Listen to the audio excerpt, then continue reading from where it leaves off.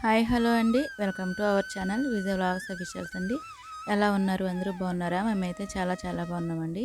ఈరోజైతే మరి ఒక వంటతోనైతే మీ ముందుకైతే వచ్చేసాను. గుడ్లు పచ్చి రొయ్యల కర్రీ అయితే వండుతున్నానండి. ఏ విధంగా వండాలో ఒకసారి మీరు అయితే ట్రై చేయండి.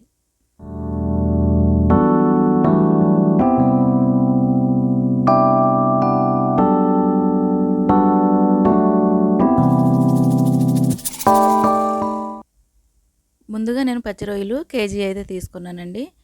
మొత్తం క్లీన్ చేసి ఇచ్చేసారు, కానీ మనం ఇంకా మళ్ళీ బాగా క్లీన్ అయితే చేసుకోవాలండి. దాంట్లో ఉన్నటువంటి నల్ల పేగులు లాంటివి తీసేసి ఉప్పు పసుపు వేసి శుభ్రంగా కడిగేసి ఇలాగ పొయ్యి మీద పెట్టుకున్నానండి నేను. అలా 4-5 సార్లు కడిగిన తర్వాత మళ్ళీ పొయ్యి మీద పెట్టుకొని కొంచెం పసుపు కొంచెం ఉప్పు వేసి ఇలాగ మనం స్టవ్ వెలిగించుకొని ఒకసారి అయితే ఇలా కలుపుకొని నీరు మొత్తం పోయే వరకు మనం బాగా దీన్ని ఉడకబెట్టుకోవాలండి.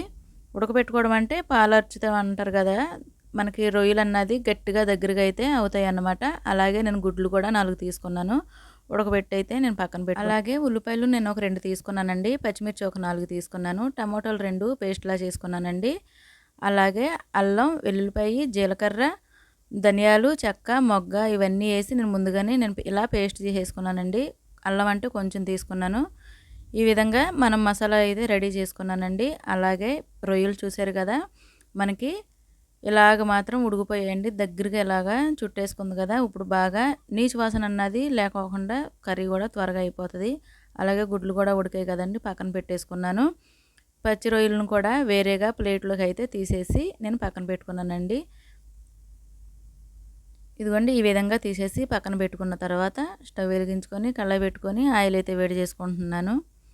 మీకు ఆయిల్ తగినంత వేసుకోండి. గుడ్లు కూడా నేను కొంచెం పసుపు వేసేసి వేపేసుకుంటున్నాను. మరీ బాగా మాడుకోకుండా లైట్గా అయితే వేపుకొని నేను తీసుకుంటున్నాను. మీరు ఇంట్లో ఎంతమంది ఉంటే అన్ని గుడ్లు అయితే వేసుకోవచ్చు. నేనైతే 4 గుడ్లు అయితే తీసుకున్నాను. ఉల్లిపాయలు నేను కచ్చా పచ్చాగా మిక్సీ అయితే పట్టానండి, లేదంటే రోట్లోనైనా దంచుకోవచ్చు.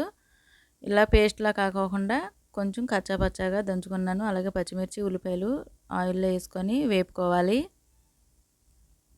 ఈ కర్రీ చాలా బాగుంటుందండి. రోటీల్లోకైనా చపాతీల్లోకైనా ఇడ్లీల్లోకైనా దోశల్లోకైనా కూడా చక్కగా తినేయచ్చు మనము. అలాగే ఉల్లిపాయలు వేగిన తర్వాత మసాలా పేస్ట్ ఉంది కదండి, అది వేసి వేపుకుంటున్నాను. పచ్చివాసన పోయే వరకు వేపుకోవాలి. మనకి పచ్చివాసన పోయినట్టు ఎలా తెలుస్తుందంటే ఆయిల్ అన్నది కొంచెం పైకి తేలుతుందండి మనం వేసిన ఆయిల్. అప్పుడు మసాలా పేస్టు బాగా వేగినట్టు మనకు అర్థం అన్నమాట. ఇది వేగిన తర్వాత టమాటా పేస్ట్ కూడా నేను వేసుకుంటున్నాను. ఇది కూడా వేసుకొని ఒకసారి బాగా కలుపుకోవాలి. ఇలా మసాలా పేస్ట్లోని మనం ఫ్రై చేసుకోవాలండి.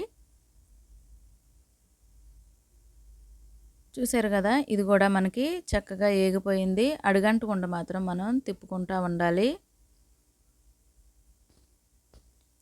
ఇలా మొత్తం అంతా వేగిపోయిన తర్వాత రొయ్యలు కూడా వేసేసుకోవాలి. మనకి టైం 10 నిమిషాలు మాత్రం మనకి కర్రీ అయిపోతుందండి. ముందుగానే రొయ్యల్ని ఇలాగా మనం ఉడకబెట్టేసుకున్నాం కాబట్టి రొయ్యలు వేసుకున్న తర్వాత నేను ఒక 2 టేబుల్ స్పూన్లు కారం వేసుకున్నాను. టేబుల్ స్పూన్ అయితే ఉప్పు అయితే వేసుకున్నానండి. మీకు స్పైస్కి తగ్గట్టు వేసుకోండి, టేస్ట్కి తగ్గట్టు సాల్ట్ వేసుకోండి.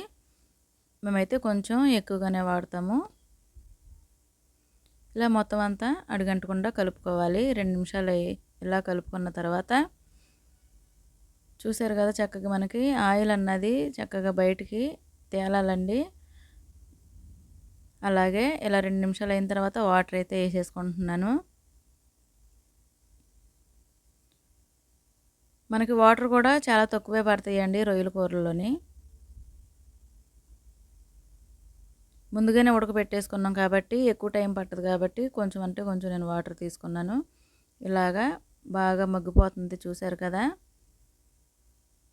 ఇలా సగం అయితే ఉడికేసిన తర్వాత మనం ఉడకబెట్టుకొని వేపుకున్నాం కదండి గుడ్లు, అవి కూడా వేసేసుకొని కలుపుకోవాలి. ఇవి కూడా మనకి చక్కగా ఉప్పు కారం మసాలాల్లో గుడ్లు అన్నది ఉడికితే చాలా బాగుంటుందండి టేస్ట్. చూసారు కదా, 5 నిమిషాలు మనం సిమ్లో పెట్టి ఇలాగా ఉడికించుకున్న తర్వాత మనకి కర్రీ అయితే రెడీ అయిపోయిందండి. ఇప్పుడు గరం మసాలా అయితే వేసేసుకున్నాను. కొత్తిమీర కూడా వేసేసుకొని ఒకసారి అయితే కలిపేసుకున్నానండి. మీరు కూడా ఇదే విధంగా ఒకసారి ట్రై చేయండి. మన ఛానల్ చూస్తున్నారు కానీ సబ్స్క్రైబ్ అయితే చేసుకోవట్లేదు. సబ్స్క్రైబ్ అయితే చేసుకుంటారని అయితే నేను అనుకుంటున్నాను. మన పచ్చి రొయ్యల కర్రీ అయితే రెడీ అయిపోయిందండి. గుడ్లు పచ్చి రొయ్యలు. మీరు కూడా ఇదే విధంగా ఒకసారి ట్రై చేస్తారని, మన ఛానల్ని సపోర్ట్ చేస్తారని అయితే, అలాగే ఈ కర్రీకి కూడా ఒక లైక్ మాత్రం ఇవ్వడం మాత్రం మర్చిపోకండి. మరిన్ని వీడియోలతో మళ్ళీ మీ ముందుకైతే వస్తానండి. అంతవరకు సెలవు. Bye friends.